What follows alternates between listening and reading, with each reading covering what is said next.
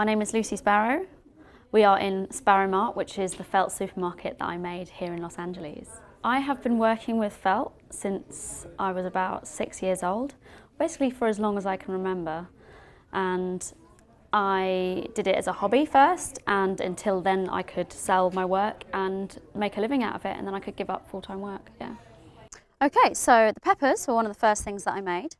There were 80 in total, so it was a case of cutting out all the bits, sewing them together, putting their stalks in and their eyes, and then painting the smiles, and then sewing them on the back. I usually get asked, what do you do? And I say, I'm an artist. And they're like, oh, right, that's really interesting. Do you make any money out of that? And then it's a case of, oh, what kind of art do you do? And I say sculpture. And they're like, oh, right, stone. I'm like, no, it's like felt. And they're like, I say, imagine the world, but soft. And that's it. That's what I make. And until you basically show them photos, nobody has a clue, which is it's quite nice. To be honest, I usually just say something else because it creates too many questions. So all the things like pork chops, lamb chops and the big steaks, they've all got plastic pellets in so that they have the real weight of meat. Just makes them look a little bit more realistic.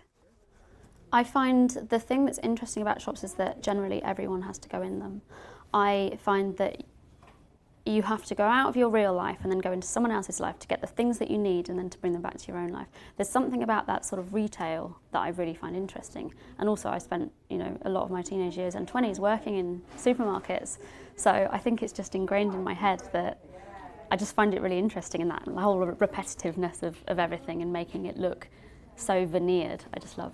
So the process of starting something new is to find the right colour.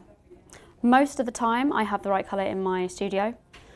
Occasionally there's some like really strange colour, like recently I've started using more coral for an Aperol bottle.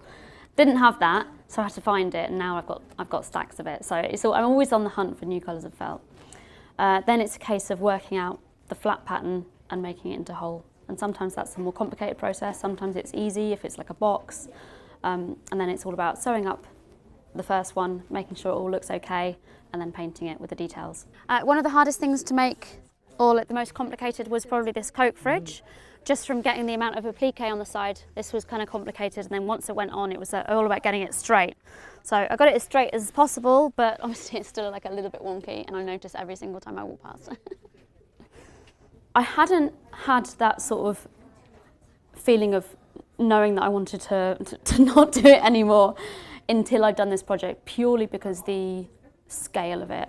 And when I did this, it quadrupled the size of it, and I think it got to about month 5, and I was like, number one, I don't know if I'm going to get it all done.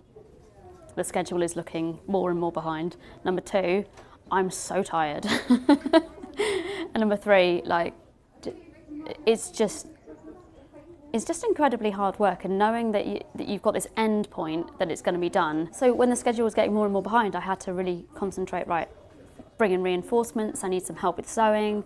My mum was sewing more sushi and some more vegetables. I was trying to take on more people to help. And just working longer hours, you get up at 6, you work until 4, you have a little break, and then you try and work until about 10 or 11, you're falling asleep in front of Netflix trying to paint stuff. And honestly, it's just keeping that faith of like, it will all look great in the end, and this will all be worth it. These chickens are one of the last things that I made. So they're just nestled in their polystyrene packets. Just get them out. You can take that home and roast it. My absolute dream project would be to do a huge museum show in like a permanent collection that would stay together for the rest of time, like that I could go and visit in 20, 30 years and I'd be like, I remember making that. That would be incredible. I think logistically, like because I self-fund all my projects, at the moment it's not quite possible. I'm still building everything. For something that size, it would be incredibly expensive. So it's not quite there yet, but that is something that is my dream to do, yeah.